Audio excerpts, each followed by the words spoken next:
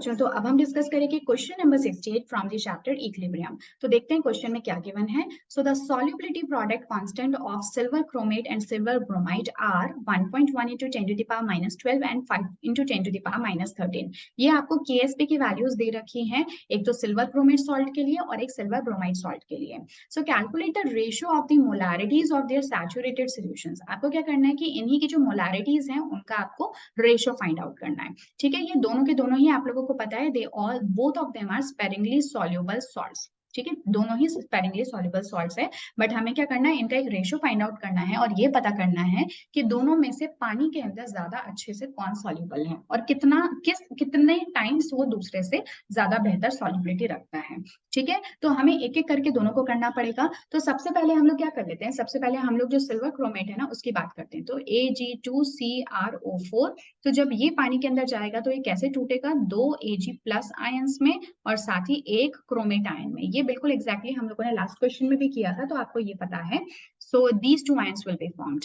अब देखो, अगर हम कह देते हैं कि जो सॉल्युबिलिटी है वो मेरी Ag2CrO4 के लेट्स से कि S है, तो वो टूट के 2 Ag प्लस आयंस बना देगा और एक क्रोमेट आयन बना देगा, यानी कि S सॉल्युबिलिटी या S कॉन्सेंट्रेशन हो जाएगी।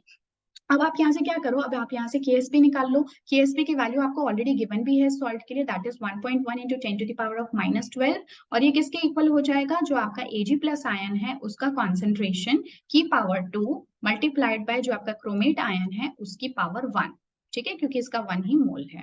अब आप इनकी वैल्यूज पुट कर दो, so this will be 2s। 2s तो हो गया कॉन्सेंट्रेशन Ag प्लस का विद द पावर ऑफ 2, और क्रोमेट का कितना हो गया, s हो गया। So this is what, this is equal to 4s cube, और ये कितना हो गया 1.1 into 10 to the power of minus 12 के इक्वल। Is that right? अब आप यहाँ से क्या कर लो, यहाँ से आपको s फाइंड आउट करना है, तो आप s का क्या ले लो, s को निकालने के लिए क्यूब रूट ले लो, या तो क्यूब रूट ले सकते हो या फिर जिस तरह से हमने लास्ट क्वेश्चन में देखा था, आप इनकी लॉग वैल्यूज को निकाल कर भी s को फाइंड आउट कर सकते हो। उस केस में सबसे पहले आपको log s निकालना पड़ेगा, फिर s को निकालने के लिए एंटी लॉग लेना पड़ेगा उसी वैल्यू का। ठीक है, वो थोड़ा सा लेंदी प्रोसेस है, आप चाहे तो वो भी कर सकते हो अगर कैलकुलेटर गिवन नहीं है, बट अगर आप सिर्फ प्रैक्टिस के लिए कर रहे हो तो आप कैलकुलेटर को यूज करके डायरेक्ट क्यूब रूट निकाल सकते हो इस वैल्यू का। तो जब आप निकालते हो, so this comes out to be 6.5 into 10 to the power of minus 5 molar concentration. So for now let's say कि मैं इसको S1 बोल देती हूँ। ठीक है, इसी तरह से अब आपको क्या करना है, जो AgBr है ना उसके लिए भी देखना है। तो अब क्या करोगे, AgBr जब टूटेगा आयंस के अंदर पानी में जाने के बाद में क्या क्या बनाएगा, Ag plus plus Br minus. ठीक है, अगर इसकी इनिशियल कॉन्सेंट्रेशन में S ले लेती हूँ तो Ag प्लस कितना बनेगा, S बनेगा, और Br माइनस भी S बनेगा। तो इसकी KSP किसके इक्वल है बताओ, KSP की वैल्यू आपको गिवन है, देखो 5 into 10 to the power of minus 13। 5 into 10 to the power of minus 13 जो कि किसके इक्वल हो जाएगा, S into S, यानी कि S स्क्वायर। अब S निकालने के लिए आप क्या ले लो, इसका सिंपली स्क्वायर रूट ले लो, so that would be 5 into 10 to the power of minus 13। और जब आप इसको सॉल्व करते हो तो या तो आप डायरेक्ट स्क्वायर रूट लेकर कर लो, अदरवाइज आप क्या कर सकते हो, आप अगेन लॉग वैल्यू लेकर भी कर सकते हो। ठीक है, so this would be 10 to the power of minus 3 molar concentration. Is that right? अब हमें क्या करना है कि लेट्स से कि मैं इसको नाम दे देती हूँ S2। तो इन्होंने हमसे कहा है कि you need to find out the ratio. ठीक है, तो रेशियो मैं किसका ले लेती हूँ, मैं ले लेती हूँ S1 by S2 का रेशियो। तो जैसे ही लेंगे, so this will be 6.5 into 10 to the power of minus 5 divided by S2 कितना हो गया आपका 7.07 into 10 to the power of minus 3। जब आप इसको सॉल्व करते हो ना, so you get your value almost equal to 92। तो इसका मतलब क्या हो गया, S1 is equal to 92 times of S2।